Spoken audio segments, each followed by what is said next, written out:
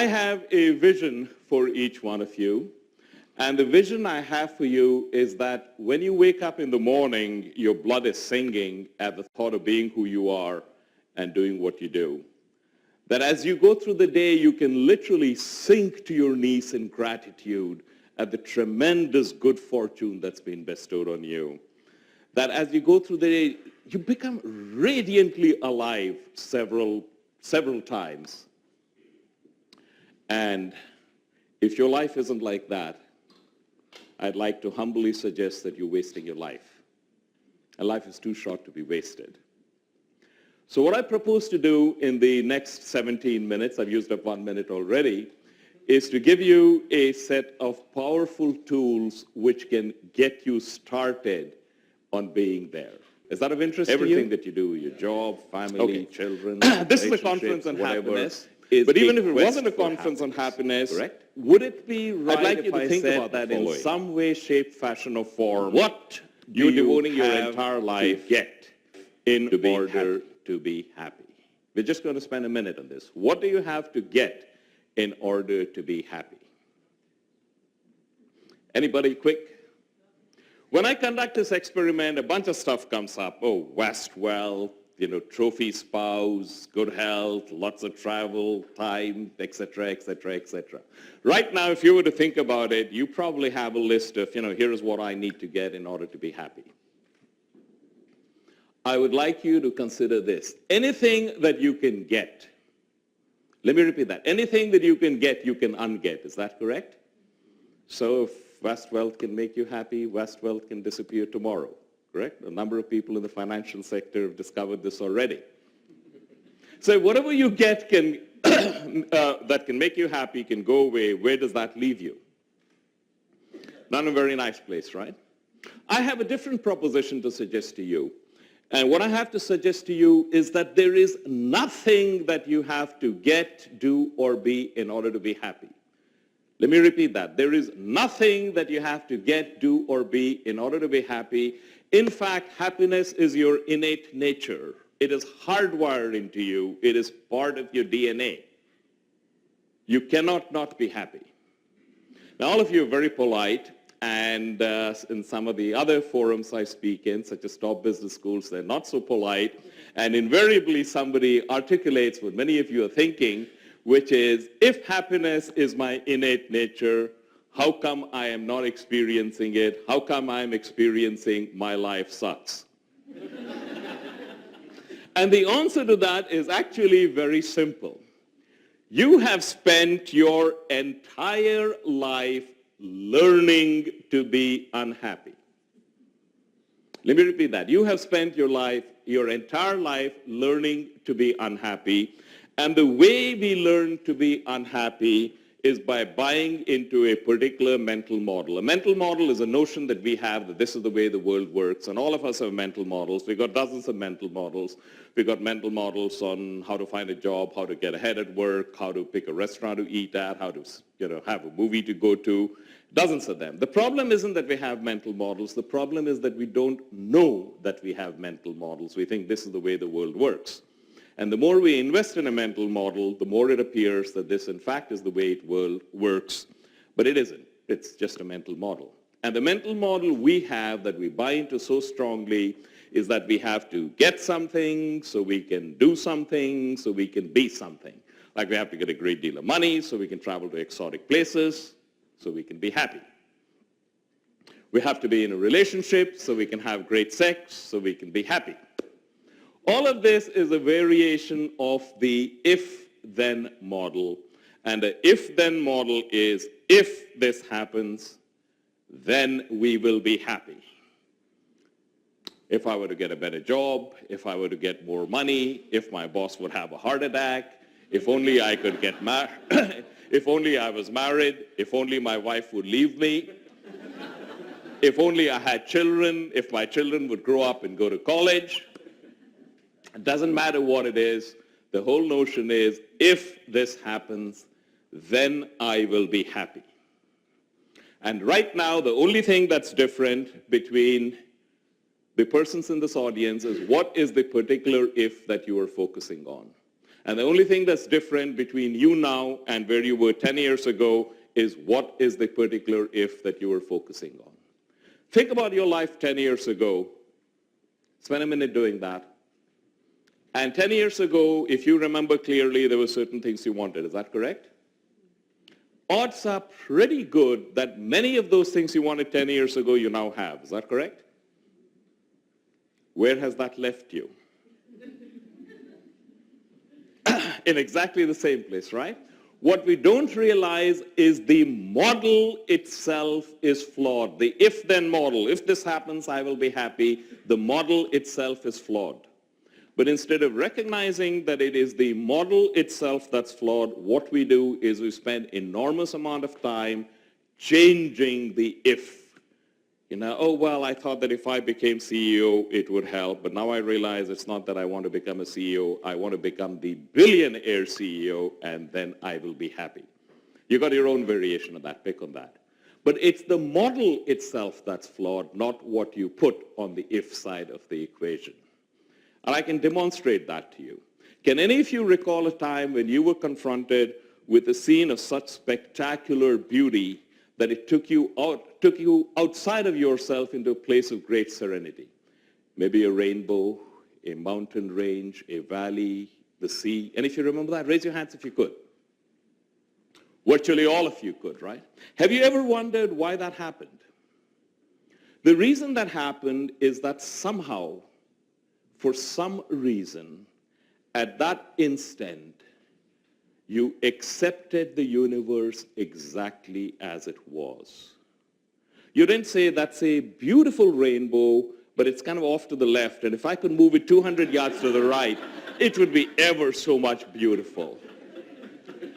You didn't say, that's a beautiful valley, but the tree in the foreground has too many crooked branches, so if you gave me a chainsaw in 20 minutes, I'd make it ever so much better. Oh no, the rainbow off center was just fine. The tree with its crooked branches was just fine. And the moment you accepted the universe just as it was, your habitual wanting self dropped away, and the happiness, which is your innate nature, surfaced, and you felt it. And I know you felt it because now, even now, after all those years, you can still remember it. The problem is that your life right now, with all of the problems that you have, more precisely, all of the problems that you think you have, is equally perfect. But you do not accept it. In fact, you're spending all your time striving with might and main to make it different. You are not accepting it. And when you're not accepting it, you're buying into the if-then model. If this happens, then I will be happy. And it's the model itself that is flawed.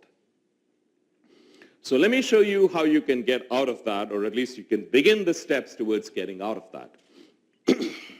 I'd like to share with you that action. We all live our lives because we want to achieve something, correct? We are here and we want to have something. Alex wants to have a successful conference. Many of you want to bring programs to your companies that are very successful. You want to progress, have more money, all of that. Is that correct? Excuse me. Each of that is an outcome. You would like something to happen. Now, I'd like you to think about the following. Actions are within your control, not entirely, but to a large extent. The outcome is completely out of your control. Okay? Actions are within your control. The outcome is completely outside your control. Have any of you recognized that when you have a goal and you start to work towards it, some of the time you don't achieve your goal, and some of the time what you get is the exact opposite of what you wanted? Has that happened to any of you? Like there was a friend of mine who's said, gee, I have not been paying a lot of attention to my wife, and this has to change. So the next time we went on a business trip, he bought a very expensive dress for her. And this was his way of showing, I care for you, and he hoped nice things would happen. And when he presented the gift to his wife, her immediate reaction was, after 20 years of marriage, you don't know my size? And furthermore, don't you know I never wear this kind of thing? And the next thing you know, you had a full-blown marital spat. Has that happened to any of you? You've taken action for a particular outcome, and the outcome you got was the exact opposite of what you wanted? Happens all the time. But we live in a world where what we think of, what we invest in, is the outcome. We define our life in the following way. Here I am, here's where I want to go, these are the steps I have to take in order to get from where I am to where I want to go, and if I succeed, life is wonderful, and if I don't, then I have failed. Life is no good, life sucks. True? False? That is how we live. We invest in the outcome, and as I've just pointed out, the outcome is frequently different from what we would like, and sometimes the diametric opposite of what we would like. You invest in the outcome, and you are guaranteed to have more than your share of frustration, angst, and all the rest of the stuff that makes life suck. There is an alternative. And the alternative is that you do not invest in the outcome, you invest in the process. And the best way to describe that is a quote by John Wooden. I don't know how many of you are familiar with John Wooden. He's very well known in the United States and certainly among basketball fans. He's the only person ever to make the Basketball Hall of Fame, both as a player and as a coach. And what he told his entering team, he led UCLA to an unprecedented number of victories and finals in the NCAA. And what he used to tell any new team is he never spoke about winning. He always said, when it's over and you look in the mirror, did you do the best that you were capable of? And if you did the best that you were capable of, the score doesn't matter. But I suspect that if you did the best that you were capable of, you will find the score to your liking. That is investing in our process. What we do is the exact opposite. We invest in the outcome. This is what I want. Oh, I want it so desperately because if I get it, I will be happy. And you try with might and main to do whatever you can, but you are always focusing on this is the outcome. Now, focusing on the outcome is fine. It gives you direction. Investing in the outcome means that you make the achievement of a particular outcome dependent for your well-being, and that is a surefire recipe for failure. What you can do is something else. You can invest in the process. That is, once you have determined, here is where I am,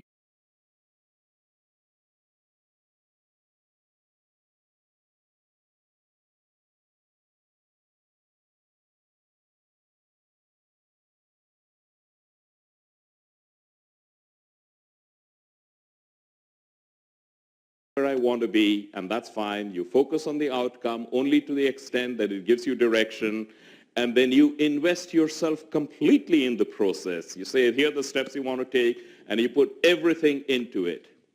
And if you succeed, wonderful.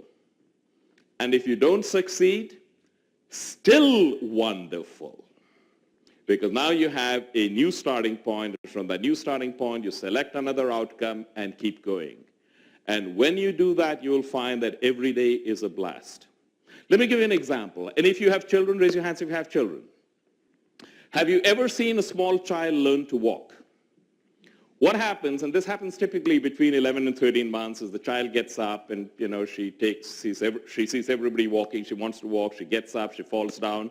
She starts crying, and mama runs up and comforts her, kisses the place, makes it well. She tries again, falls down. Mommy runs up again. After some time, mommy feels tired and no longer runs up, and the child stops crying, and then she gets up and takes a step and doesn't fall down, and then she takes another. A beautiful smile comes on her face, and very soon, generally within 24 hours, she's walking all over the place, upsetting your living room arrangements, and you've gone to a new stage of parenting, right? Now imagine what would happen if each time the child fell, she would say, oh my God, I failed again. I'm never going to learn to walk. And you have to get counseling for her to help her deal with feelings of inadequacy and not being able to, achieve and, failed yet again. How long do you think it would take her to walk if you had to do that? Every 3 times she fell down, you have to get a counselor to, counsel her and so on. Sounds funny, isn't it? But that is exactly what we're doing. What the child is doing is she is focusing on the process. She's investing in the process, not in the outcome. What we do is the exact opposite. As we grow up, we lose the ability to invest in the process. We start investing in the outcome. By definition, the outcome is outside of our control. And if that's where we spend all our emotional energy, we are going to get drained as we do. But if, on the other hand, we said, here is the outcome, I'm going to invest in the process and give it every single bit I could, every day is a blast. And you're well on your way to achieving the vision that I outlined to you. The question that I get all the time is persons say, Professor Rao, but nothing makes me passionate. So I said, okay, what would? And they invariably come up with, here is a list of things. Here's my job, and here's how much it pays, and this is the kind of person my boss is, and these are the kind of people my colleagues are, and here's how my customers are, and here's how much I travel, and here's how big my office is, and here's how deep the carpeting is, and here's how many windows I have. Bunch of parameters. And what I tell them is what I want to share with you, because all of that stuff, first of all, it doesn't exist. But second, even if it did and you were plugged into it, it would not take more than 6 months for you to be the same sorry, miserable self there as you are now. Because passion exists inside you. It does not exist in the job. And if you don't find a way to ignite it within you, right where you are not going to find it outside. But if you do find a way to ignite it where you are, then you will find that the external world rearranges itself to accommodate the new person that you are becoming. And as you do that, you will find that miracles happen on a regular basis. Persons come up whom you're delighted to meet, new people enter your life. It's just a breeze. Because all you do in your life is you take journeys. You came here to this conference, you went on a journey. You hang around the water cooler talking about how terrible your place of work is, you went on a journey. You watch Desperate Housewives, you go on a journey. You go on a journey where 40-something women are having affairs with 19-something gardeners while the husbands are playing around with models. All you do is go on journeys.